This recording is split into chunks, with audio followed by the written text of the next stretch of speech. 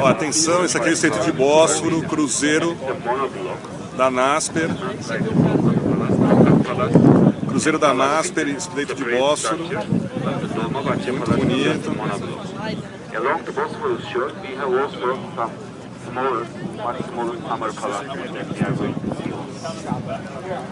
É o pessoal da Naspers. Aí, ó. Pessoal do Buscapé. Isso aí. Esse aqui é o cruzeiro da Naspers aqui no Estreito de Bósforo. Muito legal. Muito 10.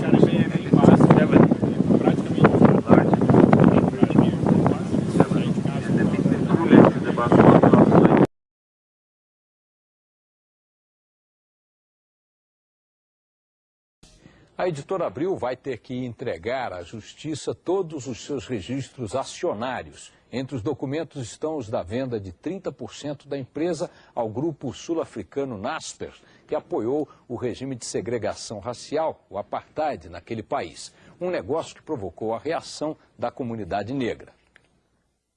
Da internet da Editora Abril indica a valorização das pessoas como um dos princípios que regem o grupo empresarial.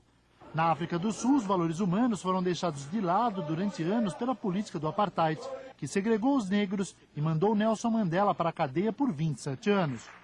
Tudo isto com o apoio do grupo de comunicação Naspers. Só que o passado racista do Naspers não pesou na hora do Grupo Abril fechar negócio com os sul-africanos por 422 milhões de dólares. O grupo agora detém 30% das ações da Abril. A presidente da Comissão do Negro e de Assuntos Antidiscriminatórios da OAB de São Paulo entende que o negócio deve ser investigado pelo governo. Defender o apartheid, ganhar muito dinheiro à custa do sofrimento dos negros que já secularmente vêm sendo excluídos, vêm passando por diversas necessidades e se sentir realizado com isso, é lamentável. O editor da agência de notícias Afropress acredita que a entrada de uma empresa com histórico racista no país deve ser vigiada pela população. O racismo é uma prática abominável no mundo. No Brasil, então, ela deve enojar, ela deve ser rechaçada por todos os cidadãos e cidadãs, negros ou não. No Congresso, o negócio também provocou reações. Se um posicionamento ideológico comanda determinada empresa, certamente essa empresa associa a sua linha a este pensamento ideológico. A Justiça quer abrir agora a caixa preta da parceria entre Abril e o Grupo Naspers. A editora tem 27 dias para apresentar cópias dos contratos firmados entre ela e os sul-africanos ao juiz Regis Rodrigues Bonvitino. Sandro Barbosa, de São Paulo, para o Jornal da Band.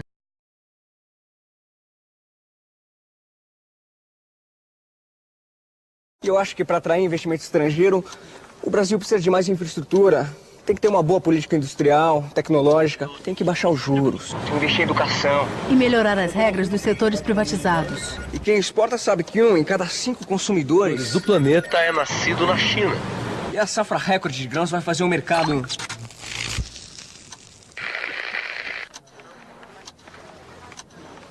Tem goteira aqui? Veja, indispensável.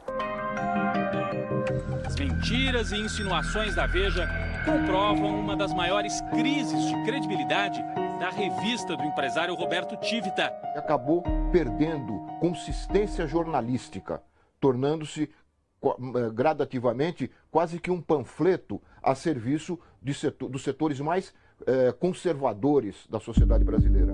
Quem afirma é Laurindo Leal Filho, professor de jornalismo na Universidade de São Paulo, a USP. Hoje nós vemos matérias que nós não sabemos se aquilo é uma reportagem ou é um comentário editorializado da própria revista. Ele nunca trabalhou na Record, nem na Abril. Quem já trabalhou na editora da família Tivita sabe que lá existe sim uma crise grave. E não é só a falta de credibilidade. Para onde vai a editora Abril? Pergunta nesse artigo o jornalista Luciano Martins Costa. Ele escreve uma coluna no Diário Brasil Econômico e é autor de livros sobre jornalismo. O texto foi publicado num dos mais respeitados sites da área de mídia no Brasil, o Observatório da Imprensa. Luciano trabalhou na Veja e estranha que a família Tivita tenha acabado de contratar um banqueiro, Fábio Barbosa, para presidir o grupo. Por trás da mudança de presidência, pode estar uma crise financeira que atinge em cheio a empresa da família Tivita. Luciano Martins Costa diz que o banqueiro Barbosa foi contratado para salvar o capital da família Tivita. Ele mesmo conclui: a família Tivita parece preocupada com o futuro. As mudanças que estão ocorrendo no setor vão se acelerar de uma forma jamais vista antes no mercado. Títulos tradicionais vão desaparecer subitamente, afirma o especialista. Logo no primeiro mês de comando do banqueiro, um caso grave. A Veja levou para a capa a promessa de uma fórmula superpoderosa para emagrecimento. Parece milagre, disse a revista na chamada. Nas páginas internas, ofereceu ao leitor com destaque o nome comercial do remédio. Seguiram-se 7 páginas de uma reportagem que mais parece propaganda. Números, entrevistas, tudo dava a impressão de jornalismo. Mas a Veja esqueceu de consultar a Anvisa, a Agência de Vigilância Sanitária Brasileira. Em nota publicada depois, a Anvisa foi taxativa. O remédio divulgado por Veja foi aprovado no Brasil apenas para tratamento da diabetes tipo 2. O seu uso não é indicado para emagrecimento. E a Anvisa concluiu: o uso do produto para qualquer outra finalidade caracteriza elevado risco sanitário para a saúde da população. Quantas pessoas com problemas de obesidade correram para as farmácias para comprar o remédio comercial indicado pela revista? Ou seja, a Veja publicou a informação de forma irresponsável, colocando em risco a saúde de milhares de leitores. Toda informação tendenciosa pode levar a pessoa a induzir ao erro. Jamais eu tomo qualquer coisa sem a prescrição do meu médico. O certo é o medicamento e o certo é o caminho ao médico, não a revista. Por que a revista publicou uma capa sem ter certeza dos efeitos do remédio? O que estaria por trás dessa capa? Contratação de um banqueiro para cuidar de revistas chama a atenção do mercado jornalístico. E não é a primeira vez que a Abril precisa buscar ajuda para sobreviver. Na década passada, em dificuldades financeiras, a família Tivita foi atrás de sócios de origem duvidosa, o grupo Naspers, da África do Sul. O grupo, que tinha fortes ligações com o regime racista do apartheid, é hoje dono de 30% da editora Abril. A sociedade com empresários ligados ao regime racista da África do Sul é mais um episódio polêmico da trajetória empresarial de Roberto Tivita. A editora Abril foi herdada de seu pai, Vitor Tivita. Segundo analistas, Roberto se comporta de maneira confusa à frente da editora.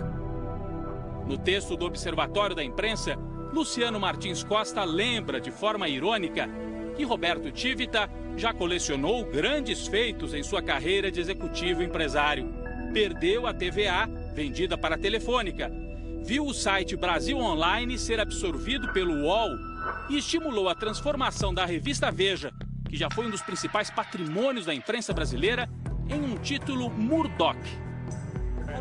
Murdoch é uma referência ao magnata australiano das comunicações, um dos empresários de mídia mais famosos do mundo, conhecido por usar espionagem e acusações sem provas para produzir reportagens. Por causa disso, teve que fechar um jornal na Inglaterra e agora enfrenta dezenas de processos na justiça. Um caminho perigoso que serve de alerta para a imprensa brasileira.